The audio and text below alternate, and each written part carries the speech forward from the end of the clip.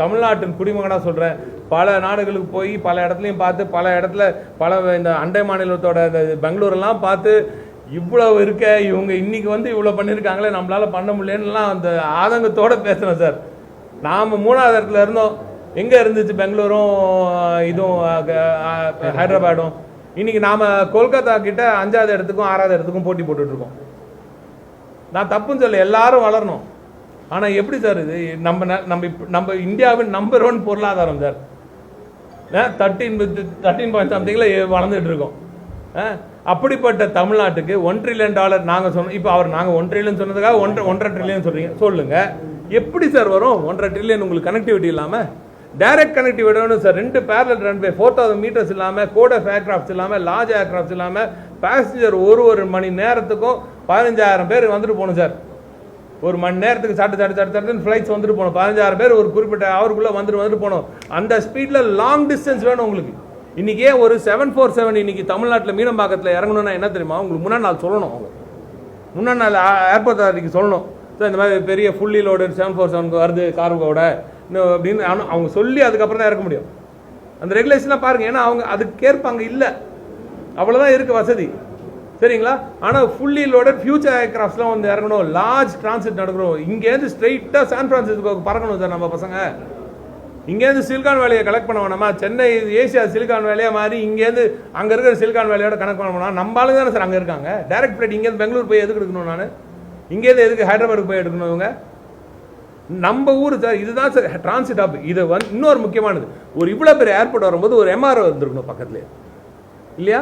அவங்களுக்கு வந்துச்சுன்னா பெரிய பெரிய ஏர்கிராஃப்ட்ஸ் எல்லாம் வந்து அவங்க அங்கேயே சர்வீசிங்கும் அவங்களுக்கு ஈஸியாக இருந்துச்சுன்னா சட்டு அந்த வேலையும் நடக்கும்.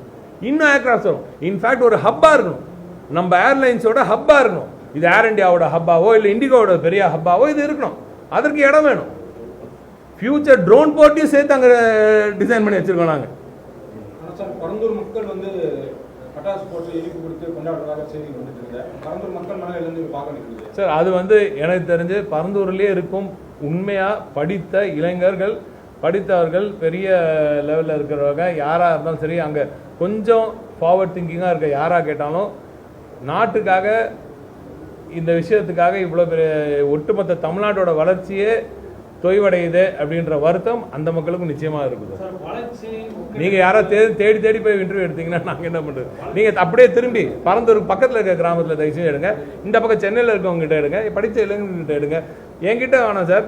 தயவு செய்து டிவிக்கு கொடி போட்டுட்டு போகிற ஃப்ளாக் போட்டுட்டு போகிற பசங்கிட்டே கேளுங்க. நியாயமாக தயவுசெய்து சொல்லுங்கள், இந்த திட்டம் கைவிடப்படுவது சரியா இல்லையான்னு கேளுங்க. பொருளாதாரம், வளர்ச்சி, உட்கட்டமைப்புன்னு பேசும்போது 8 வழிச்சாலையை திமுக எதிர்க்கட்சியாக இருக்கும்போது எதிர்த்தது. எதிர்க்கல சார், தயவுசெய்து நல்லா புரிஞ்சுக்கோங்க. 8 வழிச்சாலையை பொறுத்த வரைக்கும் எங்கள் ஸ்டாண்ட் ரொம்ப கிளியர். ஏற்கனவே சென்னையிலேருந்து சேலத்துக்கு போகிறது, நம்ம கள்ளக்குறிச்சி அந்த சைடில் போகிற அந்த அதுவே இன்னும் கம்ப்ளீட் ஆகாமல் இருக்குது. அதை முதல்ல முடிங்க. அது 4 வழிச்சாலையாக இருக்குது. அதோட கெப்பாசிட்டி ஒரு சாலைக்கு இவ்வளோ கெப்பாசிட்டின்னு இருக்குது. அந்த யூனிட் சொல்லுவாங்க, நம்பர் ஆஃப் வெஹிக்கிள்ஸ் போகிற யூனிட், சரிங்களா? அந்த யூனிட் ரீச் ஆகலாங்க. இப்போ நம்மளுக்கு இங்கே சொல்கிறோமே இவ்வளோ பேசஞ்சர் கெப்பாசிட்டி இத்தனை வருஷத்தில் ரீச் ஆக போகுதுன்னா அங்கே ரீச் ஆகலை. இன்னைக்கு வரைக்கும் ஸ்மூத் சைலிங்காக தான் இருக்குது. இப்போ நீங்கள் சேலம் போனீங்கன்னா டிராஃபிக் ஜாம் ஆகுதா? இல்லை. மீனம்பாக்கத்துக்கு போனீங்கன்னா டிராஃபிக் ஜாம் ஆகுதா? ஏர்கிராஃப்டே டிராஃபிக் ஜாம் ஆகுதா? ஏர்கிராஃப்ட் டிலே ஆகுதா? சில பேர் மும்பை ஏர்கிராஃப்ட் பண்ணலையானா மும்பையில் எவ்வளோ ஏர் டிராஃபிக் கன்ஜெக்ஷன் இருக்குது தெரியுமா? புரியுதா? அந்த கன்ஜெக்ஷன் அங்கே இல்லை. அப்போ தேவை எழும்புறதுக்கு முன்னாடி நீங்கள் அது திட்டம் போட்டீங்க, பரவாயில்ல, திட்டம் கூட போட்டுக்காங்க. அங்கே இருக்கிற மக்களை சரி செஞ்சுட்டு அவங்களுக்கு அமைதிப்படுத்திட்டு நீங்கள் பண்ணுங்கன்னு தான் சொன்னமே தவிர ட்ராப் பண்ணுங்கன்னு சொல்லவே இல்லை. நீங்கள் ஏற்றுப்பாங்க நல்லா.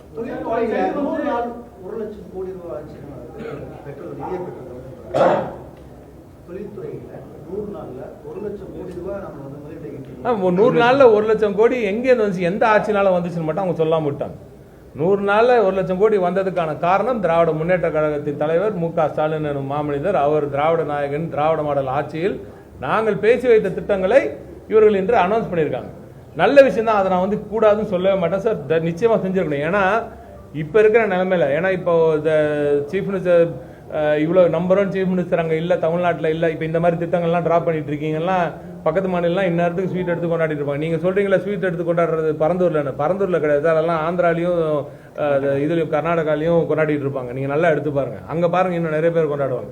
தமிழ்நாட்டோட தொழில் வளர்ச்சியில் இது ஒரு பெரிய பின்னடைவு. சரி, இப்போ இதுவும் போயிடுச்சு, இனிமேல் நாங்கள் அதையும் பேசலான்னு. ஏன்னா ஊர் ஊராக போய் பேசி எங்களுக்கு தெரியும் சார். தொண்டை தண்ணி கத்தியிருக்கேன் சார் நான். இந்த திட்டங்கள்லாம் வருது, இவ்வளோ திட்டங்கள் வருது, இவ்வளோ திட்டம் சொல்லி தானே இவ்வளோ திட்டங்களை கொண்டு வந்தோம். இன்னைக்கு அதுவே எனக்கு பயமாக இருக்குது. இவ்வளோ கனெக்டிவிட்டி சொல்லி தான் நாங்கள் அவ்வளோ திட்டங்களை கொண்டு வந்தோம். இன்னைக்கு அந்த கனெக்டிவிட்டியே போயிடுச்சாரா, நாங்கள் என்ன பண்ணுவோம்னு எல்லாரும் கேட்டாங்கன்னா என்ன பண்ணுவோம் நாங்கள்? 41% சார், 41% எலக்ட்ரானிக்ஸ் இந்தியாவோட எக்ஸ்போர்ட்ஸ் நம்ம சென்னை சிட்டிலேருந்து போகுது சார். இது இப்போ இந்த எக்ஸ்போர்ட் இவங்கெல்லாம் இப்போவே அவங்க வந்து பெங்களூர்லாம் வந்துட்டு இருக்காங்க. பெங்களூர்லேருந்து யூஎஸ்லேருந்து பெங்களூர் வந்து யூஎஸ்லேருந்து ஹைதராபாத் வந்து இங்கே வந்துட்டு இருக்காங்க. அவங்ககிட்ட சீக்கிரமாக நீங்கள் நேரில் வந்துடலாம், சீக்கிரம் நேரில் வந்துடலாம்னு பேசி நாங்கள் கூட்டு வந்திருக்கோம். இப்போ இன்னைக்கு இல்லைடா இது இப்போதைக்கு வரப்போகிறதில்ல அப்படின்னா கனெக்டிவிட்டியே இல்லாத ஊருக்கு எப்படி வருவாங்க? நீங்கள் ஒரு ஊருக்கு பொண்ணு கொடுக்க போனீங்கன்னா கூட கிராமத்தில் சொல்லுவாங்க அந்த ஊருக்கு பஸ்ஸே இல்லடான்னுவாங்க. கேட்டுறீங்களா இல்லையா?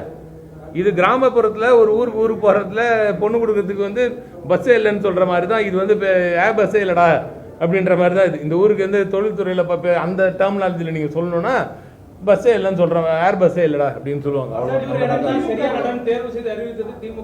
எதுக்கு புரியல? பரந்தூர் இடம் தான் சரியான 2வது விமான நிலையத்துக்கான இடமா இருக்கும்னு தேர்வு செய்து இறுதியா விண்ணப்பிச்சதெல்லாம் திமுக தான்.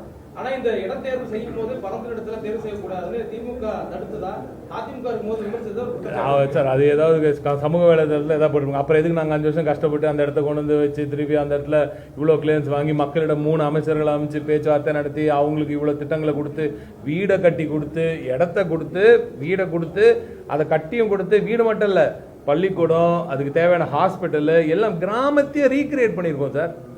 ஒட்டுமொத்த கிராமத்தையே ரீக்ரியேட் பண்ணியிருக்கோம். அதை தவிர காம்பன்சேஷன் கொடுத்துருக்கோம், அதை தவிர வேலை வாய்ப்பு கொடுக்க போகிறோம். இவ்வளவும் வாங்கி அந்த மக்கள் வந்து இன்று வந்து இவர் போய் சொல்லிட்டாரு அவரோட ஈகோ சாட்டிஸ்ஃபை பண்ணுறோன்றதுக்காக இன்னைக்கு ஒட்டுமொத்த தமிழ்நாட்டோட வளர்ச்சி வந்து விழுந்து போகுதுன்னா ரொம்ப கஷ்டமாக இருக்குது சார். அது வந்து நான் ஒன்று மட்டும் சொல்கிறேன், தயவு செஞ்சு முதலமைச்சர் இதை பார்த்துட்டு இருந்தாருன்னா அவர் தயவு செஞ்சு புரிஞ்சுக்கணும். தொழில் வளர்ச்சியை நாங்கள் எந்த காலத்திலையும் அரசியலாக்க விரும்பவே இல்லை. இதுதான் மாண்புமிகு திராவிட நாயகன் மு.க. ஸ்டாலின் அவர்களின் நிலைப்பாடு. என்னோட தனிப்பட்ட நிலைப்பாடும் அதே தான். நான் ஆரம்பத்திலே தான் சொல்லிட்டு இருக்கேன். இந்த திட்டத்தை உங்களால் முடிஞ்சால் தயவு செஞ்சு எல்லா ஆஃபீஸர்ஸையும் தனியாக 1-to-1 உட்கார வச்சு அவங்களோட ரிவ்யூ கேளுங்க. அப்போ உங்களுக்கு உண்மை தெரியும். அதை தான் சொல்கிறேன். இப்போ இருந்து ஸ்டார்ட் பண்ணினாலே உங்களுக்கு 30க்குள்ளே நீங்கள் கட்டி முடிக்க முடியாது. 30 நாள்ல உங்களுக்கு வந்து இங்கே முடிஞ்சிடும். சரிங்களா? 30 கட்டி முடிச்சோன்னு வச்சுக்கோங்க. நம்ம இப்போ இருக்கிறதுலே நம்ம கண்டினியூ பண்ணால் கூட நான் சொன்னேன் 20 வருஷம் தான் எனக்கு கிடைக்குது. அந்த ஸ்பீடில் போனாலே இப்போ நீங்கள் திருப்பி ஆரம்பிச்சிங்கன்னா நாங்கள் 2021 வந்து நாங்கள் செட் பண்ணி எல்லாத்தையும் வாங்கி இவ்வளோ தூரம் கிளியரன்ஸ் எல்லாம் வாங்கி ஒன்றியத்தை வாங்குறது 24 தான் ஃபர்ஸ்ட் கிளியரன்ஸ் எல்லாம் வந்துச்சு. 25 எல்லாம் ஆல் கிளியர்லாம் வந்துச்சு. எல்லாம் அப்புறம் டிபிஆர் போடணும், நிறைய இஷ்யூஸ் இருக்குது. டிஎஃப்ஆர் வாங்கணும், டிபிஆர் போடணும், ஒரு படிப்படியாக போகணும். ஏர் டிராஃபிக் கண்ட்ரோல் ஒரு கிளியரன்ஸ் தனியாகவே இருக்கணும், என்வாரன்மெண்ட் கிளியரன்ஸ் தனியாக ஒன்று வாங்கணும். இது நிறைய இஷ்யூஸ் இருக்குது, சாதாரண விஷயம் கிடையாது. அப்புறம் டிஃபென்ஸ் கிட்ட கிளியரன்ஸ் வாங்கணும், இப்படி நிறைய இருக்குது. அதெல்லாம் படிப்படியாக போகிறது திருப்பி 3 வருஷம் ஆகிடும். அப்போ அதுக்கப்புறம் நீங்கள் ஆரம்பிச்சு 3 வருஷம் ஆகும். இனி இது இப்போ இந்த நான் இன்னும் சொல்கிறேன், நீங்கள் அவங்களால முடியும்னா வேறு இடம் எங்களுக்கே கண்ணுக்கே தெரியாமல் எங்கேயோ ஒரு இடம் இருக்குது, 5-6 ஏக்கர் அவங்களுக்கு அவங்க கண்ணுக்கு மட்டும் தெரிகிற இடம் இருக்குன்னா தயவு செஞ்சு அதையாவது நீங்கள் வந்து எவ்வளோ சீக்கிரம் எடுக்க முடியும் எடுத்து நீங்கள் பண்ணுங்கள். அப்போ அங்கே இருக்கிற மக்கள் வந்து என்ன சொல்லுவீங்க? புதுசாக எடுக்கிற இடத்துல அங்கே மக்களே இல்லாத இடத்துல எடுப்பீங்களா? கடலில் தான் போய் எடுக்கணும். நீங்கள் கடலில் போய் எடுத்தால் கூட எங்கள் மீனவ நண்பர்கள் உங்களை விட மாட்டாங்க. அவங்களுக்கு தெரியும் என்ன பண்ணுறாங்க, எவ்வளோ பெரிய பாதிப்பு அது ஏற்படுத்துன்னு அவங்களுக்கு தெரியும்.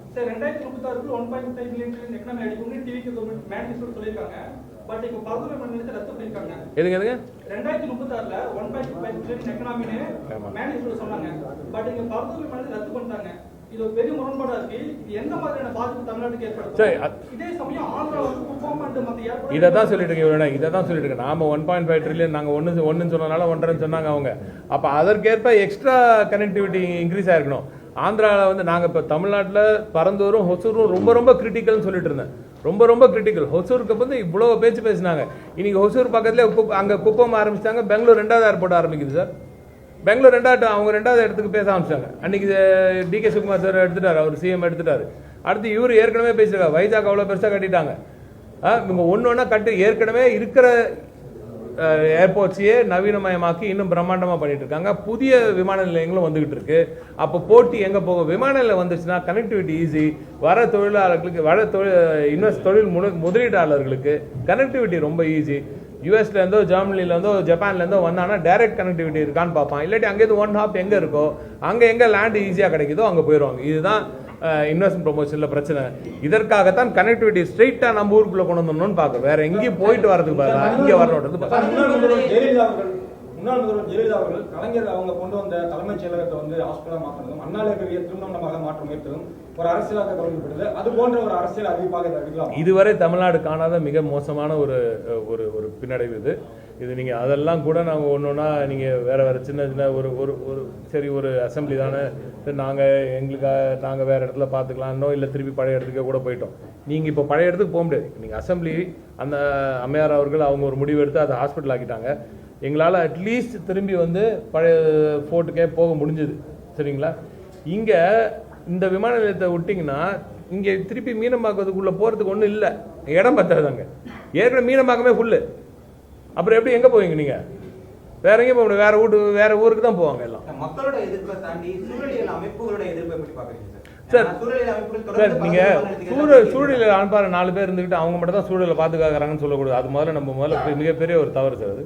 அது முதல்ல நிறுத்த சொல்லுங்கள் அவங்கள. எங்களுக்கும் எல்லாரும் நல்லா தெரியும். எனக்கு இருக்கிற என்வாயர்மெண்டல் இன்ட்ரெஸ்ட் என்னன்னு அவங்களுக்கும் நல்லா தெரியும். அதனால் அவங்க மட்டும் தான் பாதுகாக்கிறாங்கன்னு நினைக்கக்கூடாது. எல்லாத்தையும் பார்த்துட்டு தான் நாங்கள் எல்லாம் முடிவு பண்ணுவோம். நான் வருஷத்தில் 3-4 நாள் காட்டுக்குள்ளே போய்ட்டு உட்காந்துருவேன். நான் இந்த வருஷத்தில் 3-4 நாள் போய் ட்ரெக்கிங் போகிறவங்க உள்ளே சுற்றி கிடக்குறேன். அதனால் எனக்கு சூழல்லாம் எவ்வளோ பிடிக்கும்னு அவங்களுக்கே தெரியும். நீங்கள் சொல்கிற ஆளுங்களுக்கே நல்லாவே தெரியும். அப்படிப்பட்டவர்கள் சரி இவங்கெல்லாம் இருந்திருக்காங்களே, அப்போ இதுதான் ஒரே ஆப்ஷன்றதுனால தானே முடிவு பண்ணியிருக்கணும். அவங்க அப்படி செய்யாதது மிகுந்த வருத்தம் அளிக்கிறது. அவர்களும் இப்படிப்பட்ட ஒரு நிலைக்கு தமிழ்நாட்டை கொண்டு விட்டார்கள் என்று ரொம்ப வருத்தம் அளிக்கிறது.